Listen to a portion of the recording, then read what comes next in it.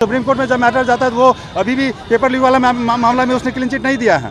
वो सिर्फ बोले हैं कि 1563 बच्चों को जो ग्रेस मार्क्स दिया गया है उसका पुनर्परीक्षा करवा लीजिए, लेकिन 1563 का अगर होगा तो 24 लाख बच्चों का क्या होगा।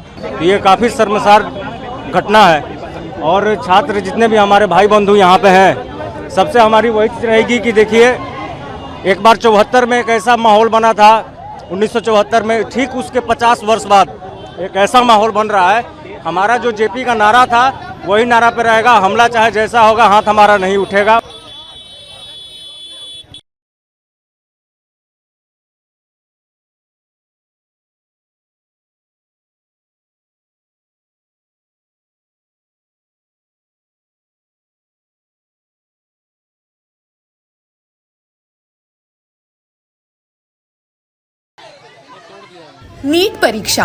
नीट परीक्षा में पेपर लीक और रिजल्ट्स में धांधली।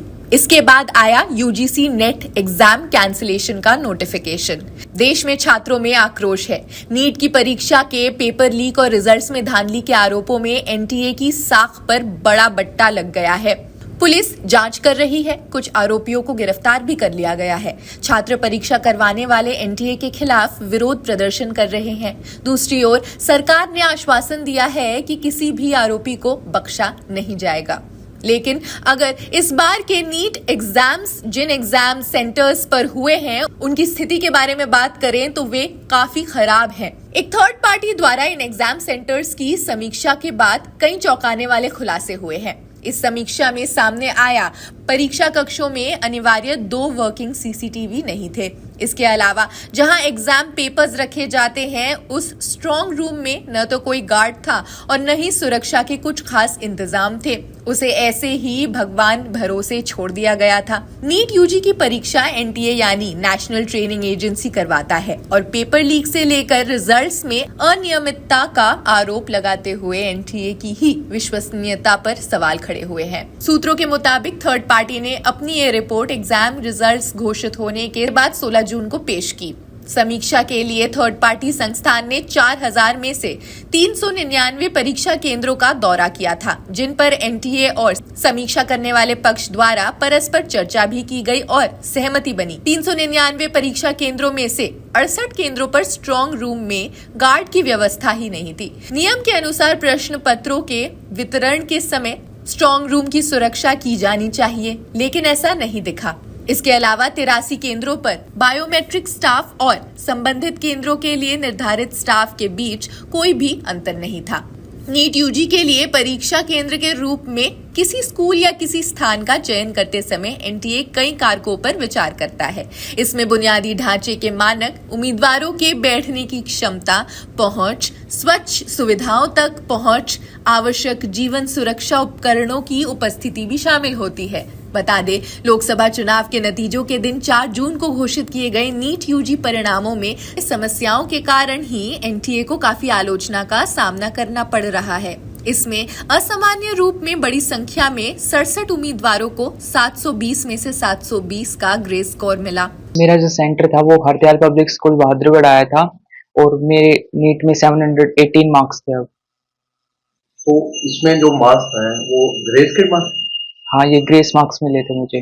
मीन्स सुप्रीम कोर्ट का जो ऑर्डर है वो तो सभी को मानना ही है, बट थोड़ा सा तो गलत हुआ है कि जो हमारा जो सेट हमें मिला था वहाँ पर पेपर में वो MNOP सेट था, और जबकि जो बाकी बच्चों को मिला था, जो 23 लाख जो अलग एक्सपायरेंट्स थे, उन्हें QRST कोड मिला था। मतलब कि जो क्वेश्चन थे वे भी टोटली डिफरेंट थे दोनों सेट्स के। तो तब तो थोड़ा सा इनजस्टिस फील हुआ था जब मैंने एग्जाम दिया था उस दिन, लेकिन उसके बाद कोई बात नहीं, फिर नॉर्मलाइजेशन हो गया फिर से। लेकिन अब ये जो सुप्रीम कोर्ट का ऑर्डर है इसके बाद तो ठीक ही है, चलो। और कुछ उम्मीदवारों को 718 या 719 अंक मिले। ऐसे में कुछ छात्रों का दावा है कि परीक्षा की प्लानिंग में ये संभव नहीं थे। एनटीए ने इसके लिए कई कारकों को जिम्मेदार ठहराया, जिसमें अपेक्षाकृत आसान पेपर, एनटीए स्टाफ और निरीक्षकों की ओर से गलतियों और देरी के कारण परीक्षा के दौरान समय गंवाने वाले छात्रों को अतिरिक्त अंक देने का निर्णय और एक गलत प्रश्न भी शामिल है। बिहार में पेपर लीक के कई आरोप भी हाल ही में सामने आए। एनटीए पर बिहार में प्रश्न पत्र लीक होने का भी आरोप है। राज्य पुलिस ने इस मामले में 13 लोगों को गिरफ्तार किया है। राज्य में गिरफ्तार किए गए 13 लोगों में से 4 ऐसे अभ्यर्थी हैं जिन्होंने नीट की परीक्षा दी, जबकि बाकी उनके माता पिता और एक संगठित गिरोह के सदस्य हैं, जिन्होंने कथित तौर पर रामकृष्ण नगर पुलिस स्टेशन के अधिकार क्षेत्र में एक स्कूल में परीक्षा से पहले 35 अभ्यर्थियों को इकट्ठा किया और एक नकली परीक्षा आयोजित की। कथित तौर पर उन्हें वहां उत्तरों के साथ ही नीट का प्रश्न पत्र मिला था। इसके अलावा गुजरात के गोधरा में 2 परीक्षा केंद्र राज्य पुलिस की जांच के दायरे में हैं, क्योंकि उन्होंने कथित तौर पर अभ्यर्थियों को OMR शीट में सही उत्तर भरने में मदद की थी। पूरे देश में कई धांधलियां हैं जो सामने निकल कर आ रही हैं। कोचिंग सेंटर्स से लेकर कई शैक्षणिक संस्थानों पर सवाल उठ रहे हैं, कई प्राइवेट इंस्टीट्यूशंस पर सवाल उठ रहे हैं, एजुकेशन मिनिस्ट्री पर सवाल उठ रहे हैं। आप क्या सोचते हैं? हमें कमेंट सेक्शन पर जरूर बताएं। बाकी देश दुनिया की सभी खबरों के लिए जुड़े रहिए जनसत्ता के साथ। शुक्रिया।